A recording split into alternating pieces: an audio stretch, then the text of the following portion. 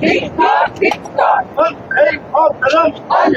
मातरम সবাই মিলে वंदे मातरम বলো বলো আবার বলো वंदे मातरम वंदे मातरम वंदे मातरम अरे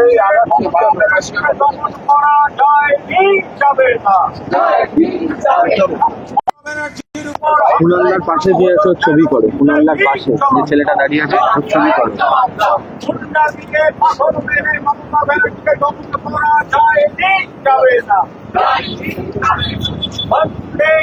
করেছো? তপনদার পেছনে যে দাঁড়িয়ে রয়েছে সাদা জামা পরে বাবর, ওর পিছনে যে দাঁড়িয়ে আছে লাল চুল, ওর ছবি করো।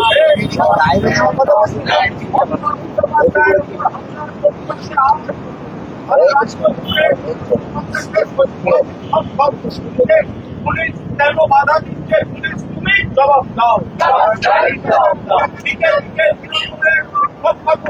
বাধা দেওয়া হচ্ছে কেন? পুলিশ তুমি জবাব দাও। দিকে দিকে তৃণমূল কংগ্রেসের বিক্ষোভ কর্মসূচিতে বাধা দেওয়া হচ্ছে কেন? পুলিশ তুমি জবাব দাও। বিক্ষোভ দেখাচ্ছে তৃণমূল কংগ্রেসকে সকাল থেকে অ্যারেস্ট করা হচ্ছে কেন? পুলিশ তুমি জবাব দাও। বন্দে মাতরম বন্দে মাতরম আমি রয়েছি মমতা বন্দ্যোপাধ্যায়ের উপর হামলা হলো কেন? বিদেশি জবাব দাও। মমতা বন্দ্যোপাধ্যায়ের উপর গুন্ডা দিয়ে যখন হামলা হলো কেন? বিদেশি জবাব দাও।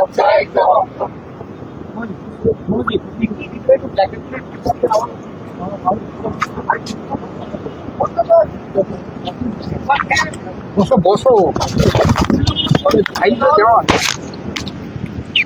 আমি বিক্ষোভের আয়োজন করেছে।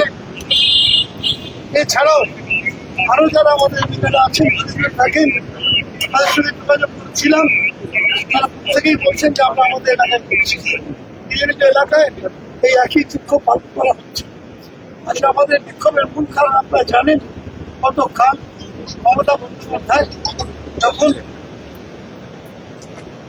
শহরে যাচ্ছিলেন, ওখানে একটি তৃণমূল কংগ্রেস কর্মীকে থানার লকআপের মধ্যে পুলিশ পিটিয়ে মেরে ফেলেছে। রাত্রি 10টা পর্যন্ত দেশে বিক্ষোভ ছিল, পরের দিন সে মৃত হয়ে গেল। এই যে ঘটনা, এই ঘটনার পর আমাদের দলের নেতৃত্ব কংগ্রেসের সর্বভারতীয় সভানেত্রী তিনি গতকাল যাচ্ছিলেন তার সঙ্গে। আজকে বাংলায় বলা হয়েছিল ভয় চলে গেছে, বর্ষা এসে গেছে, কিন্তু আমরা একে একে দেখতে পাচ্ছি ক্রমশ বর্ষা হতে পারে শেষ।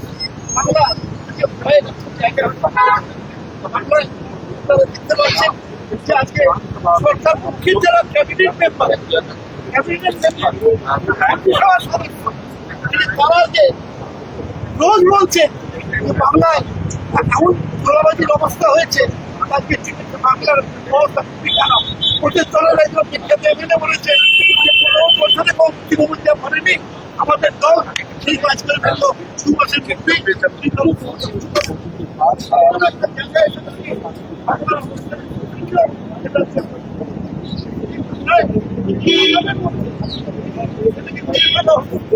বাড়িতে